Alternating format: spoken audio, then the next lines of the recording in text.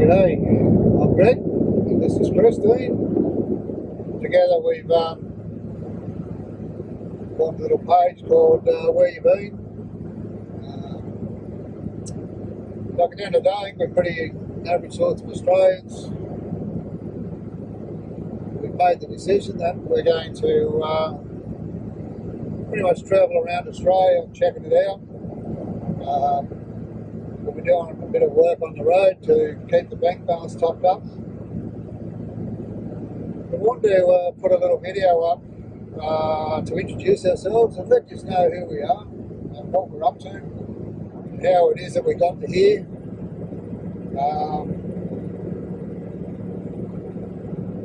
So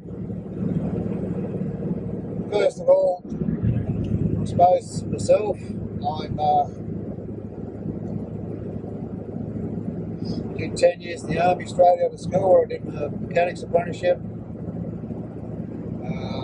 After leaving the army, worked on various jobs through different industry, bit on highway trucks, my own workshop, mining, both underground and open cut. But basically, over the years, worked myself up through that career, had a lot of fun. And then Chris and I got together and we decided we'd change tack completely, which we'll get to in a sec. But give Christine a chance to give her 2 bobs worth. That's your cue, darling. Hey everybody, so as Greg said, my name's Chris.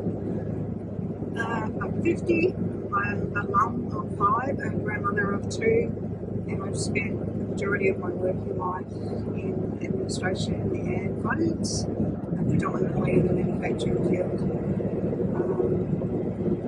2 years ago, 18 months ago, we decided that we wanted to leave our stressful jobs and open a cafe, which we did in Maryville. As some of you guys will know, followers, we are the owners of Patina and Bean. Greg created it and built the place, and we're doing really, really well. And then we had some issues with my health and decided to put the business on the market, which the sale went through in February. And now we're on the road. Yeah, so the guys that have got that now, Patina and Bean in Maryville. It's a great little cafe, so if you are cruising around through the area, drop in and catch up with the guys. You've got Dan and Steph. Great guys, and they make amazing coffee. It's a great little cafe. Drop in and have a chat. Tell them you're talking to me. They'll give you a discount. Good luck, mate. Yeah, right, anyway, so as Chris said, with her health, we're still really working our way through that, but look, without getting too far into it, the long-term prognosis isn't that fantastic. And we were sort of put in a position that we didn't really have time to keep working until we got to a more respectable retirement age, and follow the normal course of things where you work all your life until you're old and broken, and then retire. Hobble around Australia, and then hobble around Australia, doing the things you really wanted to do, but you can't now because you're old and broken, because you're giving all your life to the man. So I suppose it wasn't a very hard decision to make to pretty much sell everything and get on the road now. And the main reason for that was just to give us the opportunity to spend some quality time together, tick some stuff off Christine's bucket list,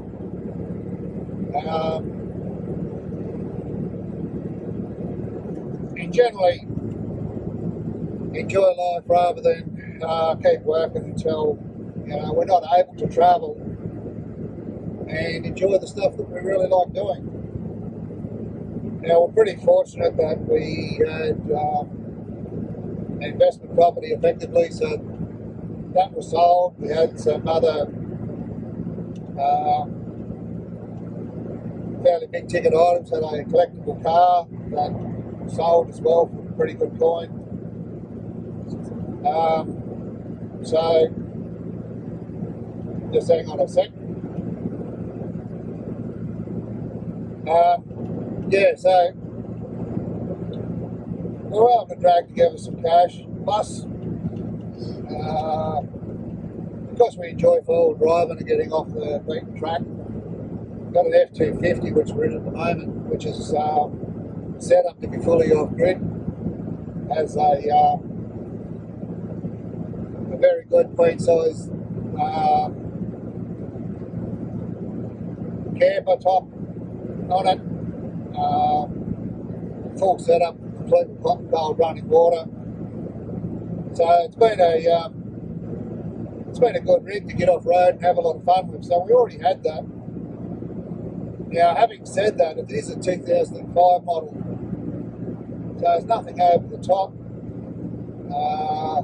It's not the latest, greatest, fancy pants, rock and roll style American truck, or indeed some of the big Japanese stuff. It's just a good old, solid, reliable F truck. So, given that we enjoy getting off road and getting off the beaten track, the F truck would probably ordinarily have done the job up until the point where we decided that we're going to do this full time. So being full time on the road, it was going to get a little bit old climbing into the rooftop every time you wanted to crash out, and then Get up like time for night to do it, get up 5 times a night and have a pee. So thought that would be get a bit boring after a while. So after much touring and froing, we decided we'd buy ourselves an off-road caravan. Now again, we haven't gone out for a brand new flashes Michael Jackson $300,000 Kokoda full off-grid, complete with osmosis machine and 4 gigawatts of solar energy pumping through it, which could light a small African nation up. Which actually, hats off to it. It's probably a pretty cool van, but a little outside our budget. So what we did, happy to test drive one. Yeah, have a test drive one. If you want to chuck one at us, we'll soon let you know if it's any good or not. And we'll tell every bastard. But anyway, that aside, we did look around. We started out looking at groups of vans as such. So we picked up the Snowy River first, then we had a look at, some Kokodas. A number of different brands, and those vans, they're absolutely great vans. There's nothing against them, so this is not an ad or it's not a review on those other vans. But what we did find is we settled on the JB for a number of reasons, but there was a reasonable number of them on the market in and around the same vintage, all in really good condition, and priced right. So I suppose a few more details on that. Like I said, we weren't after the latest and greatest. Considering we only bought it this year, it is a 2016 model JB Scorpion. So full off-road capability. Again, not the fanciest thing on the road. It has independent coil spring suspension, whereas a lot of the later ones they're going to airbags, which would probably be a step up from the coil springs. But again, we're pretty satisfied with the fact that nothing against any other van, but the JB was well made. Certainly had the features in it we wanted. Great ensuite shower, toilet, good sized kitchen, and then a full queen size bed. So yeah, it was it had all the things we wanted, ticked all the boxes if you like. And I guess what we really liked and why we bought secondhand is we didn't want the worry of breaking anything. It's done. It's it's tough. It's we can take it out on the old on highways and stuff and give it a bit of a hide, and it all holds together and it works well. If we had a brand spanking new, beautifully glossy white van, I probably wouldn't be very keen on you taking it out and flogging it on a back road. Yeah, that is the point. Plus it matches the old F-Truck now, so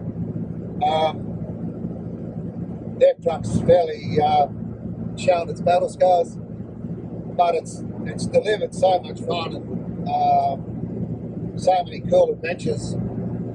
I guess that's like us as well. Yeah. All the scars. We've had a few adventures. They flogged about a bit.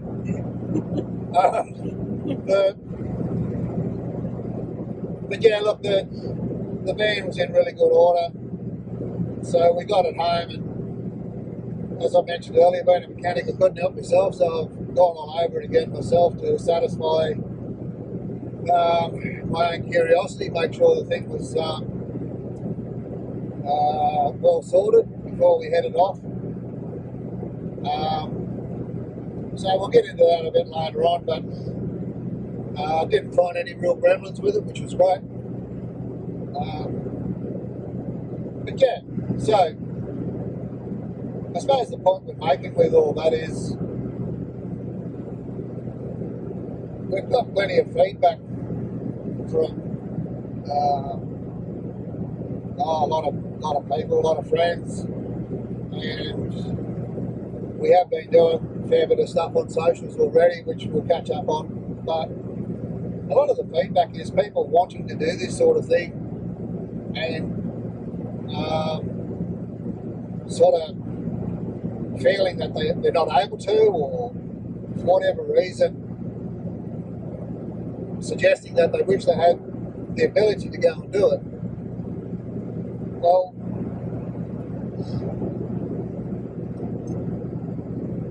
I don't think it's necessarily as hard as we make it. We're programmed from a very young age to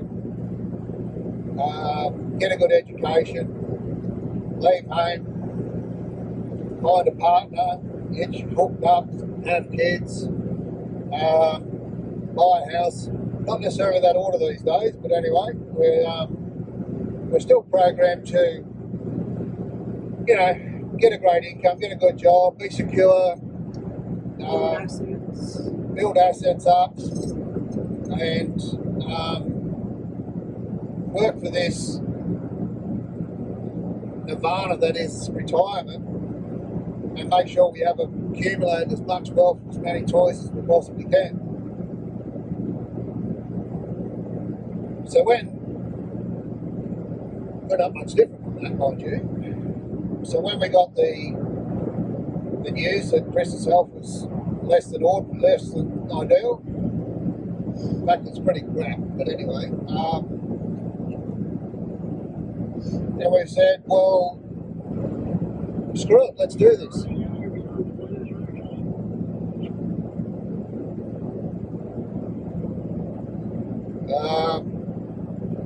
Screw it, let's go and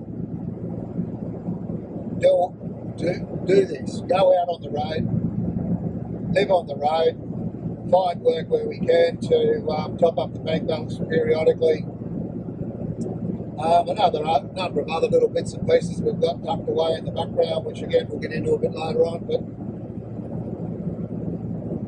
it was all, yep, let's go and do that, that'll be good. And then when we started to work that out, what it meant, when we started to actually get into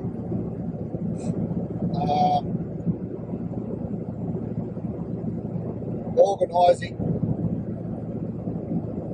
our lives to be able to do what we just said. Look, it starts to get really scary because you're tearing up all that programming, and I'm on 56 or 7 or some bloody thing, I don't know, I lost count, but for their entire life been told that, you know, you've got to accumulate wealth and all the rest of it, work to the peak of your career and all those sorts of fun things. And suddenly decide to throw it all away and pretty much pare your life down till it revolves around a vehicle, a caravan, and a puppy dog. The star of our show. Right, that's Miss Charlie. Charlie. A Cocker Spaniel with a really bad haircut. But anyway, point of the matter is that it's a massive step from a couple of houses and, you know, having all the toys, bits and pieces, being very, very much inside a deep little comfort zone. With an income With an income. every week. I suppose it was. Look, it was really challenging. There's no other way to put it. But when you sit down and really start to think about what's important to you, and how much you live in your life you actually really need,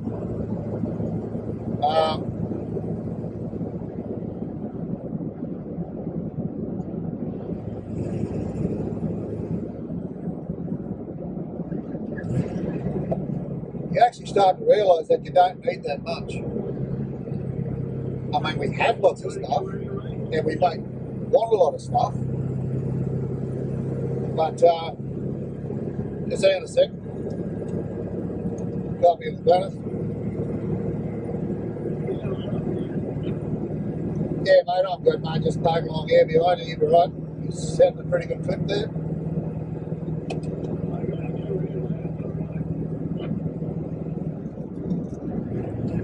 Anywho's that? Lost my train of thought. Anyway, the point of the matter is, when you're starting to really get down to it, it's scary. So the only way to go around about it is you've got to pretty much put it all on paper, do some maths, work it all out. But don't be thinking that you need to go out and buy yourself the flashiest, most wonderful Land Cruiser, big American truck, Dodge Ram, even F-250, big Silverado, whatever, 450 foot long caravan. I think ours is rated 20 foot 6 or something like that, so it's a reasonable size, but they don't have to be massive. It doesn't have to be brand new. It doesn't have to be the flashiest and greatest thing in the world, because if you keep doing that to yourself, you really will struggle to get up and do it. You just believe. You're out, Never ready. yeah, Never got what you need in Yeah. your mind. And meanwhile, time's going by. yeah. And even from when we made the decision to do what we're talking about here, it still took us the best part of 6 months to get it organised, just to get away on the first shakedown trip.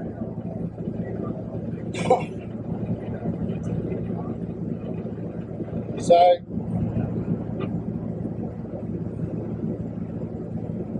if you're either halfway handy or you've got somebody you can trust that can help you out,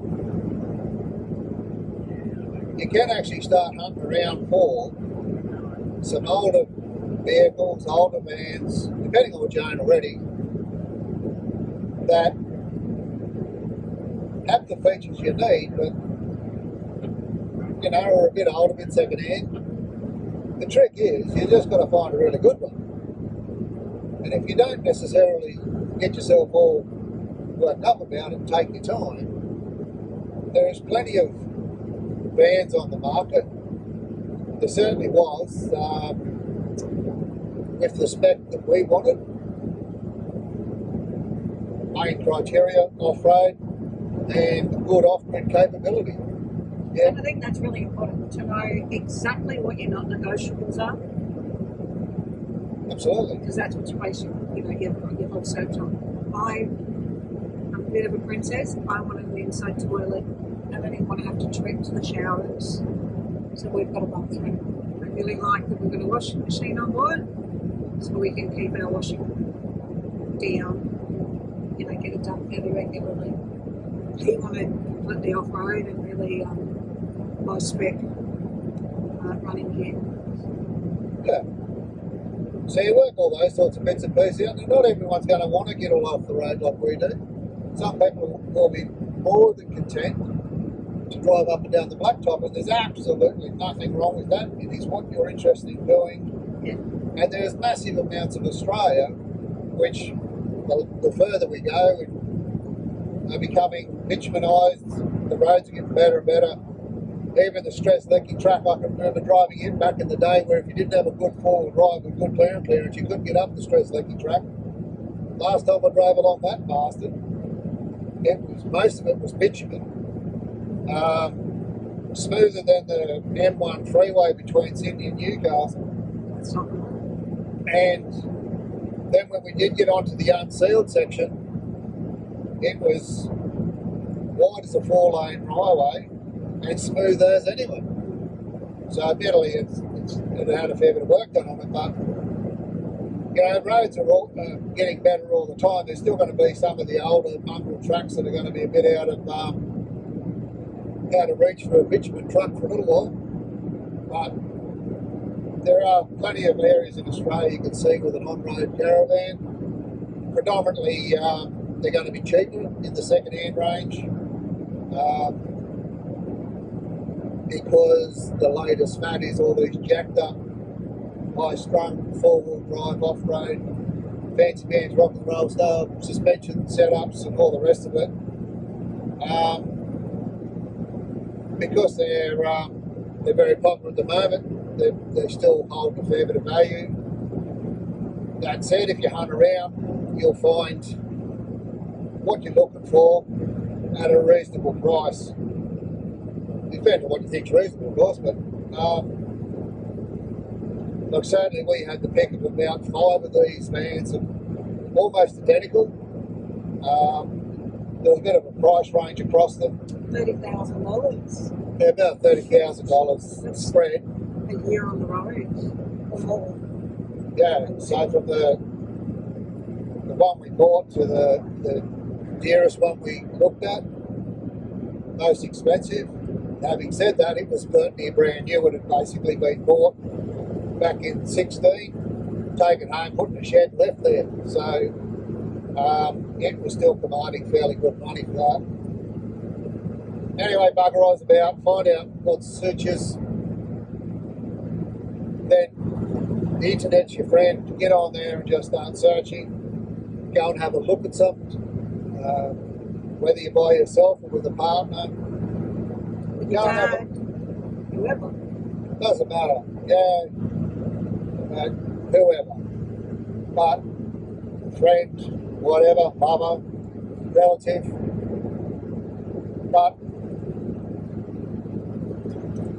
I guess what also is important is it doesn't need to be a four-wheel drive and a van. We've just ticked off one thing on my bucket list, well, a couple of things, but one of them was to cross the Nullarbor. I'd heard about it all my life and I just had to do it. But what I did notice was everybody was different. Yeah, there were a lot of really flash big caravans, with big trucks towing them and that, but there was also a lot of, little Hiaces or Volkswagen vans, just four-wheel drives with a rooftop tent. Some people, on a motorbike with a swag. If this is what you want to do, then we'll find a way to do it. And it doesn't have to be what everybody else is doing. absolutely. So that's what I'm saying, or that's what we said earlier, was that work out what you want and, what interests you. Because at the end of the day, you are setting yourself up to enjoy yourself. You're not doing it as opposed to anyone else. You're not doing it for anyone else's benefit.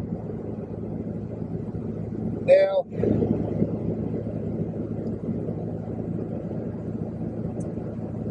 we got hold of the internet again and started searching various information sources, Facebook pages, a lot of time on YouTube and stuff like that, checking out people's stories, checking out what they're doing, and with the groups on Facebook and whatnot,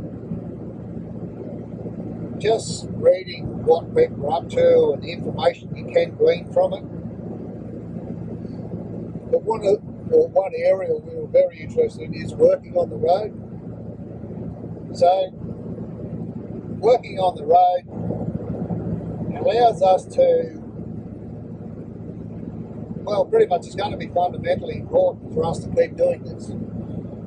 So, retiring that bit early, not having an income, we basically sold off some assets, and that becomes our pool to live off. But it's not endless. But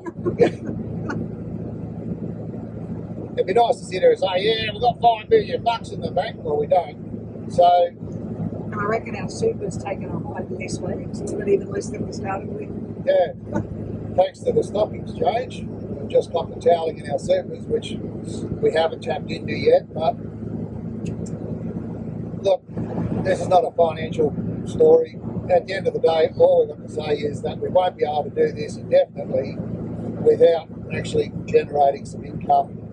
And we intend to do various and sundry jobs around the traps to get that in order. So, We just stop for a bit, stop, get some stuff done, get top of our bags, meet new people. yeah, so some of the pages which I've found really handy are things like Tradies on Tour. Go search that one. It's if you've got a trade, that can be a good networking place to find jobs and stuff. There's a free plug network, Tradies on Tour. Go have me a beer when I catch up with you. We've got Work About Australia, husband and wife in Geary, Yeah. New South Wales. We've got a great site, send out newsletters every week or every month Not maybe. sure. With all your new jobs. Really good setup as well. So you've got the And you've got a lot of Facebook Caravan pages Park. like Caravan Parks and remote and rural jobs and things like that. so do you, Also, done a lot of reading, and there's a lot of people suggesting that if you forward plan your trip and you know you're going into a town where you think you might want to look for work, to just join the community page and advertise yourself. Let them know that you're looking for work, which is what we'll do as well. yeah. So we'll get a bit more into it later on, but ultimately we're planning to pick up work in around March of next year and work through probably about 6 months through the cooler months of winter, and then we'll take it from there. It's still it's still a little bit new to us, so we've got a bit to do yet, but certainly with our background, our experience in life and all the rest of it, we have put it offer to various employers and stuff like that, so we'll get some work. We've got some feedback already, a few people interested in talking to us, so we'll keep pursuing that as we get into later in the year. And we'll be looking to pretty much start gainful employment in around March. Between now and then, we've got a plan to trap around a little joint, and pretty much holiday. Tick some stuff off Chris's bucket list, and mine for that matter. Get some medical stuff sorted as well to make sure that we're all set up for prolonged periods away from healthcare and things like that. So I've got a few bits and pieces like that we need to work out. But yeah, by March next year we should be into it. And as we said, we've already been talking to a few different businesses that are pretty keen to catch up with us in the areas we want to go to. But like I said, we'll get into more of that later on. Really just wanted to introduce ourselves, as we said. And I suppose invite you guys to follow along a bit. If you've got an interest in doing this, but you find the whole idea a little bit daunting, you don't know what you're doing, you haven't got experience, you've never done it before, how do you tear up your programming and just switch to doing something like we're talking about? Just follow along. We'll do some stuff that's just fun. We'll do some informational stuff, put up some tips, what to do, what not to do, what to look for while you're travelling, what to avoid while you're travelling as they come up. To a lot of people that have been doing it or blah blah, old story, we know all about that, but there's plenty of people out there, and like I said, based on some of our feedback, surprisingly, haven't had experience or haven't had the exposure to doing the sorts of things we're talking about, so don't know where to start. Others do it and get themselves into a bit of a pickle from time to time. Like I said, we'll try and give some tips and hopefully help people out from time to time. If it helps out one person, it's worth it as far as we're concerned. If it gets one extra person out on the road enjoying their life, it's worth it as far as we're concerned. So, and as we said on our Facebook page, it'll be the good, the bad, the ugly. It'll be, the stuff ups that we do and the consequences of the stuff ups. The really good stuff that we learn along the way, the not so good stuff we learn along the way. We'll, we're obviously going to face challenges having a puppy dog on the road. We'll talk about that. My illness. We'll talk about travelling when you're not 100% well. Finding work, the whole lot. Good, the bad, the ugly. Greg said before, we're not beautiful people. Our life is not Instagrammable by a long shot, but we're fairly relatable, and I think we're fairly average. Yeah. And that's what that's what we're trying to get through to you guys. Draw confidence from that. You don't have to be a rock and roll superstar to do this stuff. You don't have to have be some massive Instagram influencer that gets products chucked at them, and everything's roses, smiles, and wonderful. Oh, we're doing reviews on everything, blah blah. There's nothing wrong with that. Don't get us wrong, because if somebody wants to chuck a lot of money and products and stuff at me, I'm pretty happy to take it off their hands. But certainly we're not that. Hats off, actually. To be fair, hats off to those guys that do that. Look, go hard, guys. It's really, really good to see you actually achieving those outcomes and results. And it's fairly hard work. So it might all look glamorous, but the guys that are successful in that sort of stuff are actually put a lot of time and effort in. So yeah, like I said, hats off to them.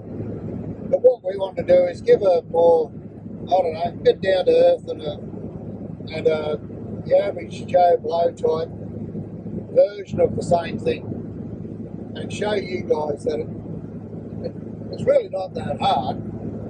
It just depends on what you want to do and what's important to you, and making the decisions that get you where you want to be. Anyway, we'll keep on putting up various bits of content and stuff. The only way this will actually work out for us is if we get the likes and subscription and all the rest of it. So please like and subscribe to our pages. Put the links on this video. Yeah, so follow up on the info on it. So we'll put up all that stuff for you. But what we're really interested in is a bit of feedback.